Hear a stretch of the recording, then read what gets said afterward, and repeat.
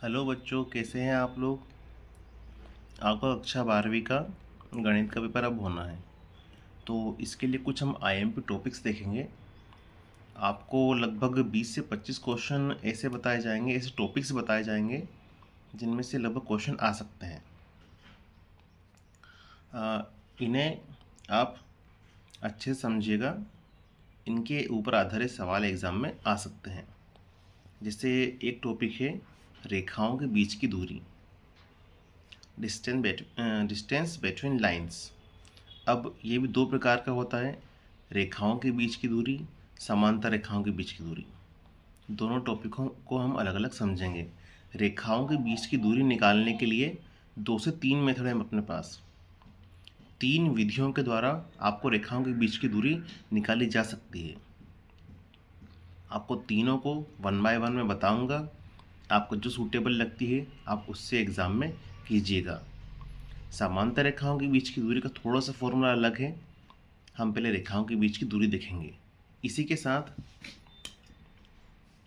रेखाओं के बीच की दूरी के साथ प्रतिच्छेदी होना, समतलीय होना, या रेखाएं, वर्ड सुनिएगा बेटा, या रेखाएं एक दूसरे को काटती हैं, कोप्लेनर या इंटरसेक्ट करती हैं, तो इसकी शर्त, ये दोनों लगभग एक ही चीज़ हैं। तो आपको एक ही विधि से ये दोनों को मैं समझा दूंगा, एक ही टॉपिक में। विधियाँ इसकी 2 से 3 बता दूंगा मैं आपको, ठीक है। एक टॉपिक है लंबवत पाथ के निर्देशांक, फुट ऑफ द परपेंडिकुलर, या प्रतिबिंब निकालना। एक अतिरिक्त टॉपिक है, इसको हम देखेंगे बाद में। पहले हम रेखाओं के बीच की दूरी, इसके बारे में समझते हैं। इसको निकालने के लिए आपको बुक में, अभी इतना टाइम तो है नहीं अपने पास कि पूरा इसको डिटेल में आपको व्याख्या की जाए। अभी आप लोग अपने हिसाब से कर चुके हैं प्रिपेयरिंग जो भी है। अब इतना समय नहीं होने के कारण मैं आपको थोड़ा शॉर्ट में इसको बताना चाहूँगा। डिटेल में भी आपको आप कमेंट बॉक्स में बताइएगा, जब भी समझना हो मुझे, मैं बता दूंगा। तो रेखाओं के बीच की दूरी निकालने के लिए हमारे पास 2 फॉर्मूले हैं। अच्छा, एग्ज़ाम में सवाल जो है आपको सदिश फॉर्म में आए या सिंपल फॉर्म में आए, आप कैसे भी दूरी निकाल सकते हैं। जैसे एक प्रश्न हो गया आपका, ये वाला प्रश्न हो गया है ना, इसको लिख दिया मैंने, वीडियो रोक के इसको लिख दिया था। x-3 बटे में 1 है, ये एक इक्वेशन तो ये हो गई, ये पहली रेखा हो गई हमारी, है ना, और ये हमारी दूसरी रेखा हो गई। 2 रेखा आपको प्रश्न में दे दी, आपको दूरी निकालना है। अच्छा, इस सवाल को इस प्रकार से भी एग्ज़ाम में दिया जा सकता है। तो इसे ये मैंने सदिश फॉर्म में भी लिख दिया। जैसे ये पहली लाइन थी इसकी, इसमें बिंदु है मेरे पास, देखो 3, यहाँ से मिलेगा 3, यहाँ से मिलेगा मुझे 5, और यहाँ से मिलेगा मुझे 7। 3, 5, 7, ये जो लाइन है 3, 5, 7 से होकर जाती है। और इस लाइन के दिक् अनुपात क्या है, 1, -2, 1। तो इसे मैंने सदिश फॉर्म में लिख दिया। 3, 5, 7 से होकर जाती है, 3, 5, 7 से, और जो दिक् अनुपात है यहाँ पर आते हैं, है ना, 1, -2, 1, 1, -2, 1, सदिश फॉर्म में लिख दिया। अभी दूसरी रेखा है, ये किस बिंदु से होकर जाती है, -1, -1, -1। सामान्यतः फॉर्मूला होता है आपका x - x1 upon a, y - y1 upon b, z - z1 upon c। तो यहाँ पर माइनस होना चाहिए। अब ये प्लस का है, तो इस x + 1 को हम लोग ऐसा लिख सकते हैं, माइनस माइनस कर सकते हैं, तो इसलिए मैंने -1 बोला। तो यहाँ प्लस की वैल्यू है, तो -1, यहाँ से भी आपका -1, और यहाँ से भी आपका -1। तो ये जो लाइन है ये -1, -1, -1 से होकर जाती है, और इस लाइन के दिक् अनुपात क्या है, 7, -6, 1। ये लिख दिया, -1, -1, -1 से होकर जाती है, और 7, -6, 1, ये दिक् अनुपात है। अब इन्हें दो प्रकार से हम लोग हल कर सकते हैं। सवाल अगर इस फॉर्मेट में आए या इस फॉर्मेट में आए, कोई फ़र्क नहीं पड़ता है बेटा। आपको यहाँ से 3, 5, 7 ये लिखे, 1, -2, 1, -1, -1, -1, 7, -6, 1, ये निकालना आना चाहिए। जैसे इस सवाल में अगर हम देखें तो इस लाइन के अनुसार देखिए, ये आपका A1, B1, C1,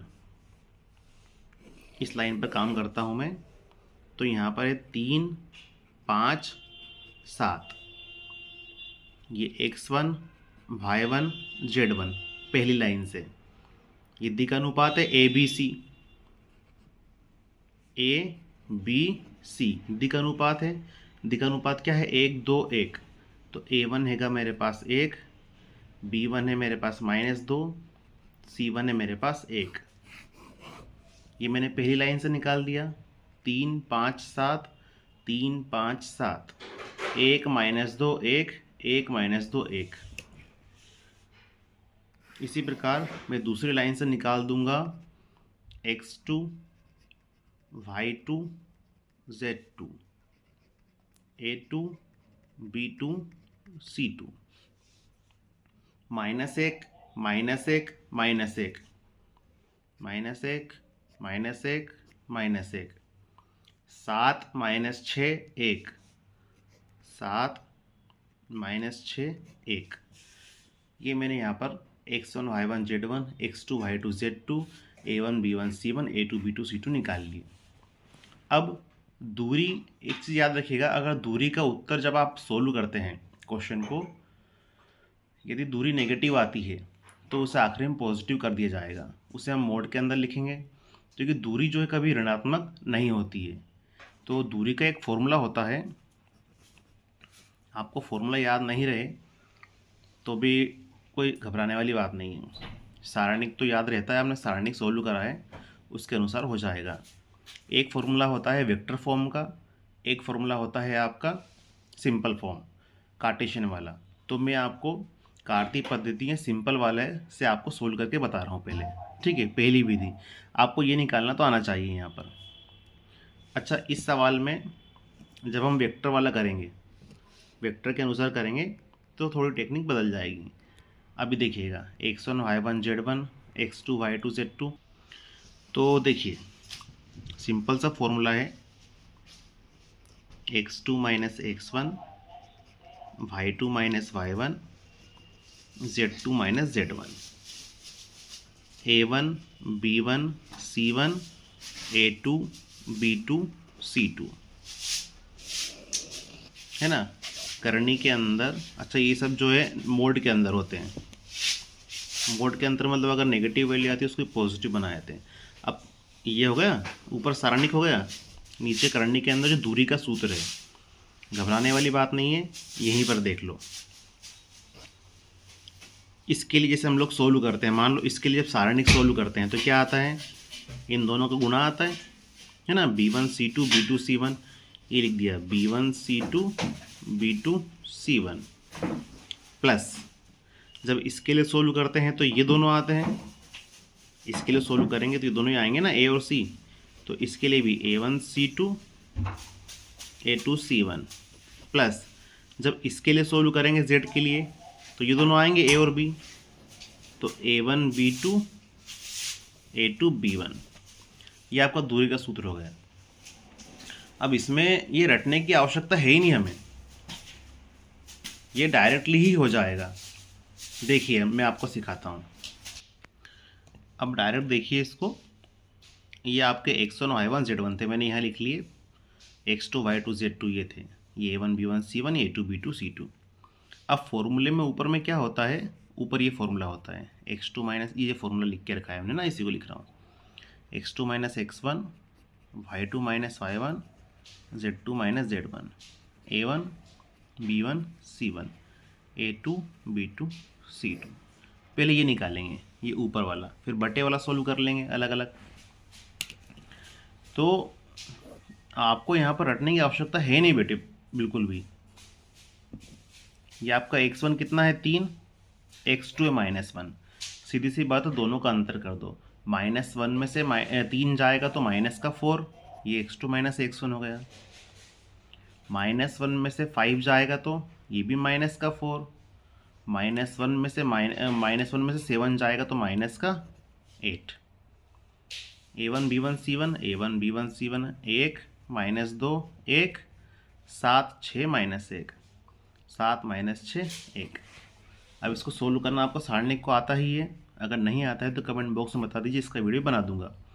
इसके लिए सोल्व करेंगे तो इन दोनों का मल्टीप्लाई होगा, तो सारणिक हम लोग जनरली सोल्व करना आता है, तो मैं इसको फटाफट लिख देता हूँ। अच्छा बेटे, ये -6 होगा, है ना, क्योंकि ये -1 में से 5 जाएगा तो माइनस का 6 होगा, इसको ध्यान रखिएगा। अब इसमें क्या है, इसको सोल्व करते हैं। तो सारणिक सोल्व करना आपको आता है, नहीं आता तो कमेंट बॉक्स में बोल दीजिए, मैं करवा दूंगा। तो इसको मैं लिख देता हूँ जमा के, है ना, चेक कीजिएगा सही लिखा मैंने। सारणिक को इसे सोल्व करते हैं, इसके लिए करेंगे जब इनका मल्टीप्लाई, फिर ये माइनस माइनस प्लस हो जाता है, फिर इनका मल्टीप्लाई। इसे सोल्व कीजिएगा। जब इसको सोल्व करते हैं तो ये माइनस का यहाँ से 6 में से 2 गए, 4 बचे, 4 और का 4 में गुणा 16, माइनस का 6 बचता है, 6 का 6 में गुणा माइनस का 36, माइनस वैसे ही यहाँ पे 8 बचता है, 8 का 8 में 64, तो 64 और 16 80, 80 और 36 116, है ना, ये हमारा इसकी वैल्यू आ गई। अब फॉर्मूले में क्या होता है, इसके बटे में ये होता है करनी के अंदर, है ना, तो हमें करनी के अंदर जो इतना बड़ा लिखा है हमने, इसकी वैल्यू निकालनी है। तो ये आपको रटना है ही नहीं भैया, कुछ भी नहीं करना है। ये देखो ट्रिक है, ये ब्रैकेट ये उठा दिया, -2 + 6 का स्क्वायर, ये ब्रैकेट उठा दिया 1 - 7 का स्क्वायर, ये वाला ब्रैकेट उठा दिया -6 + 14 का स्क्वायर। फॉर्मूला वही तो करा हमने भी, वो b1 c2 c2 b1 वही तो लिखा है यहाँ पर भी, तो ये का यही फॉर्मूला यहाँ बन जाता है। तो आपको फॉर्मूला याद रखने की आवश्यकता ही नहीं है। 6 में से 2 गए 4, 4 का स्क्वायर 16, 7 में से 1 गए -6, 6 का स्क्वायर 36, यहाँ 8 बचेगा, 8 का स्क्वायर 64, 64 और 16 80, 80 और 36 116, है ना। तो दूरी बराबर, ये सब मोड के अंदर होता है हमारी, इसकी वैल्यू फॉर्मूला के अकॉर्डिंग ऊपर आता है हमारा, कहाँ है फॉर्मूला, ये ऊपर आता है हमारा सारणिक और नीचे करनी वाला आता है ना। तो इस सारणिक की वैल्यू क्या है, 116 माइनस का, इस करनी की वैल्यू भी क्या है, 116 है। ये करनी के अंदर है, ये करनी के अंदर चल रहा है, करनी 116 है। अब ये मोड के कारण पॉजिटिव हो जाएगा, तो 116 बटे करनी 116, है ना। इस 116 को हम करनी 116 लिख सकते हैं, ये कैंसिल, तो कितना बचा, करनी 116। इसके टुकड़े कर लेना, तो 29 × 4, 4 तो 2 बन के बाहर आ जाएगा, तो करनी 29। तो ये कैलकुलेशन बहुत इजी रहती है, ये हमने इनकी बीच की दूरी निकाल ली। कैलकुलेशन में क्या है आपका, आप इसको पॉज करके रोक के देखिएगा बार बार, इजी पड़ेगा। जैसे x1 y1 z1 a1 b1 c1, x2 y2 z2 a2 b2 c2, इस फॉर्मेट में रहे तो भी x1 y1 z1 a1 b1 c1 निकाल सकते हो। इस फॉर्मेट में है तो x1 y1 z1 a1 b1 c1, x2 y2 z2 a2 b2 c2 यहाँ से भी निकाल सकते हो। ये हमारा फॉर्मूला है, ऊपर सारणिक है आपका, नीचे करनी के अंदर ये दूरी वाला फॉर्मूला एक प्रकार से इस टाइप से। तो हमने सारणिक को सोल्व करा, सारणिक को सोल्व करना भी आपको इजीली आता है। अब ये करनी वाले को सोल्व कैसे करते हैं, ये जो ब्रैकेट बनता है ये हमने सोल्व करा था, यही ब्रैकेट यहाँ लिख दिए, करनी के अंदर लिख दिया ना। तो दूरी ऊपर तो सारणिक, नीचे दूरी वाला करनी वाला, हल कर दिया इसको, तो 2 करनी 29 आपका आ गया। अच्छा एक चीज़ ध्यान रखिएगा, जैसे एक लाइन ये है ना, एक लाइन ये है, अब ये इन दोनों के बीच की हमने एक प्रकार से दूरी निकाल दी।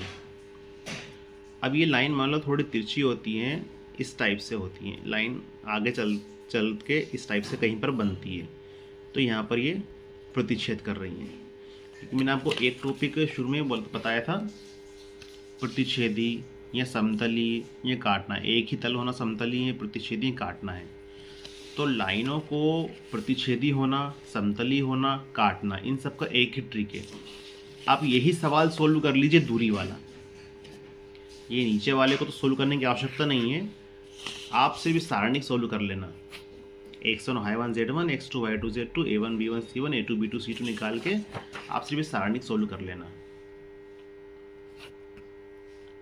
तो दूरी अगर जीरो आएगी, अगर दो लाइनों के बीच की दूरी जीरो आती है तो वो एक दूसरे को प्रतिच्छेद करेंगी या समतली होंगी या काटेंगी। फिर दूरी जीरो आएगी मतलब ये कहीं पर मिल गया, दूरी जब भी तो जीरो आ रही है ना, क्योंकि कहीं पर टच हो गया, ये एक दूसरे को प्रतिच्छेद कर रही हैं। तो आपको प्रश्न में अगर बोलता है सामने वाला के बताइए कि दो लाइनें दे देंगे, दो रेखाएं, अब वो किसी भी फॉर्म में हो, वेक्टर फॉर्म में हो या सिंपल फॉर्म में हो, तो अगर बोले कि समतली है सिद्ध करो, या प्रतिच्छेद करती हैं सिद्ध करो, या एक दूसरे को काटती है, कोप्लेनर है, इस प्रकार से अगर बोलता है तो आपको दूरी ही निकालनी है। दूरी अगर जीरो आ जाती है तो वो एक दूसरे को प्रतिच्छेद करती हैं, आप ऐसा लिख सकते हो। ठीक है, इसके अथवा में मैंने आपको दूरी में बताया था अभी ये वाला फॉर्मूला,